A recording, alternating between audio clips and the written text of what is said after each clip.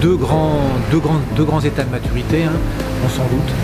D'une part, des maturités sur des sols très séchants, marqués par le stress hydrique. Et puis on a toute une partie du vignoble qui a moins souffert du stress hydrique, soit parce qu'il a été irrigué, soit parce que les sols sont moins séchants. Alors actuellement sur le raisin, on a des acidités beaucoup plus faibles. Globalement, on peut dire quand même que le pH va être le facteur de vinification à surveiller. Le pH, c'est une des clés de voûte du vin. Il agit dans un premier temps sur l'oxydabilité des mous.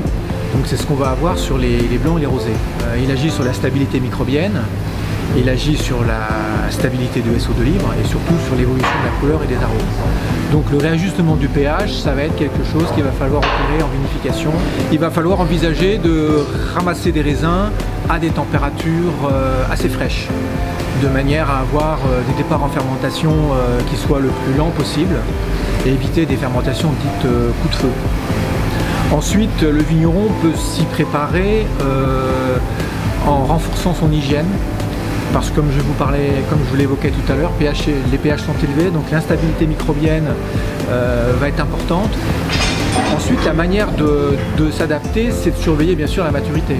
On sait qu'une peau épaisse, c'est une peau avec un potentiel polyphénolique qui est affecté, donc on ne pilote pas du tout la vinification de la même manière. On est sur une configuration 2003, du millésime 2003. 2003, où on avait des jaunissements de blanc assez importants. On a eu des rosés avec beaucoup d'extraction de couleurs, parce que sur des vendanges chaudes comme ça, on extrait beaucoup d'anthocyane. Je pense à ces peaux épaisses, à ces relargages de sucre qu'on peut avoir. Les presses relarguent assez souvent des sucres et donc c'est sur ce point-là qu'il faudra vraiment être vigilant pour que les malons ne s'enclenchent pas trop vite.